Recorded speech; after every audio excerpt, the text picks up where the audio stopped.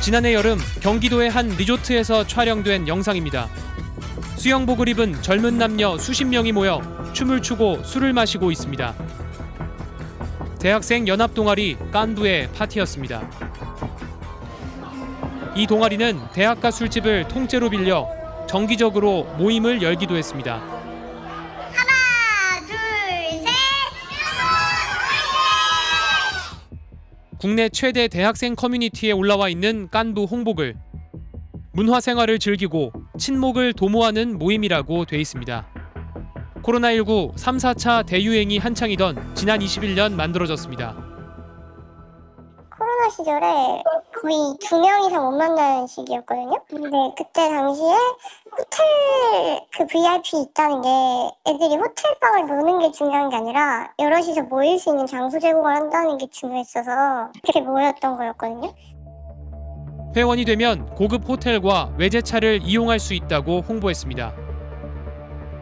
대학생으로서는 쉽게 할 수 없는 호텔에 놀러 간다거나 아니면 거의 뭐 자차를 여러 대 보유하고 있다거나 그때도 전국 1위 동아리라고 해서 뭐 되게 재밌겠구나.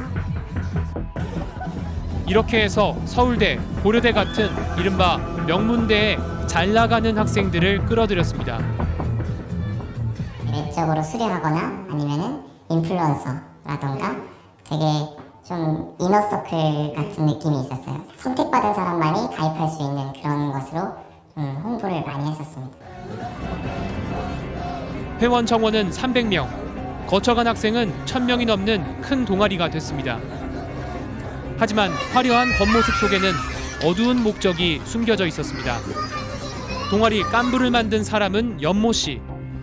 정작 대학생도 아닌 30대 남성이었습니다.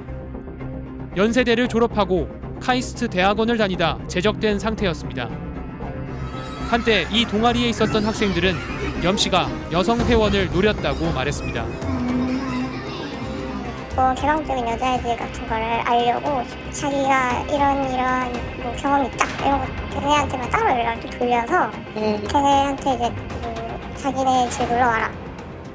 이 동아리는 솔직히 동물의 왕국이다.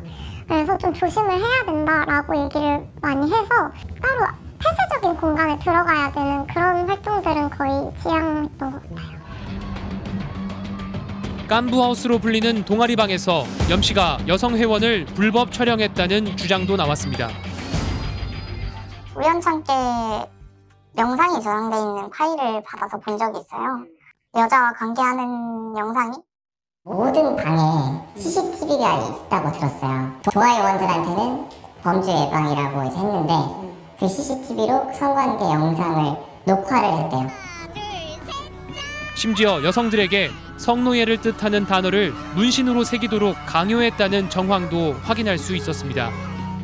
스트레이트가 만난 한 타투이스트는 염 씨가 데려온 여성들은 겁에 질려 있었고 한 여성은 시술 직전 경찰에 신고를 요청하기도 했다고 말했습니다. 윤석열 대통령이 마약과의 전쟁을 선포한 직후인 2022년 말, 염 씨는 마약에도 손대기 시작했습니다.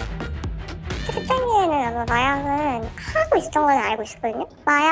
그런 방이 있었어요. 여자애들이랑 남자애들 모아놓은 무슨 방이라고 단톡방이 있었대요.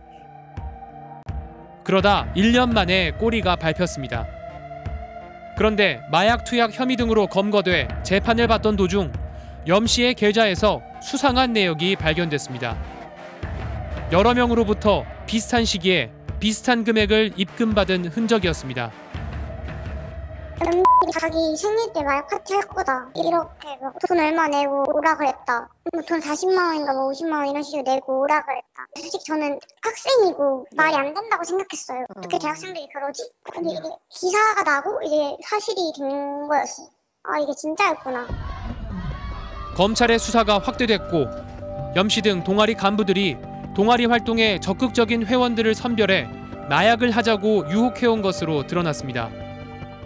이거 펴봐 이렇게 했는데 그 지인은 담배를 아예 안 펴서 나 담배 안 펴 이렇게 했는데 이거 펴 좋아 이렇게 권유를 했었대요. 염 씨가 마약 구매에 쓴 돈은 1,200만 원. 액상 대마, 합성 대마, 케타민, 필로폰 등 종류도 여러 가지였습니다.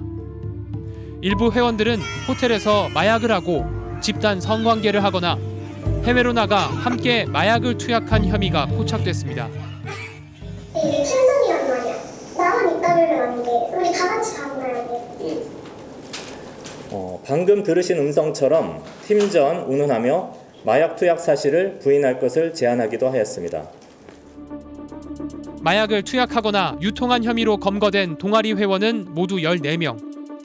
염 씨와 간부 등 6명은 재판에 넘겨졌고 단순 투약 혐의를 받는 회원 8명은 치료와 재활에 참여하는 조건으로 기소유예 처분을 받았습니다. 그래서 젊은 층이 많이 늘어난다는 게 문제고 그 친구들은 마약의 무서움을 몰라요. 이게 하나의 유흥 문화가 되는 거예요. 옛날에는 혼자 몰래 혼자서 했죠. 지금은 집단으로 하는 거예요. 모여가지고. 그래서 이게 문화로 형성이 되기 때문에 폭발적으로 늘어난다는 거죠.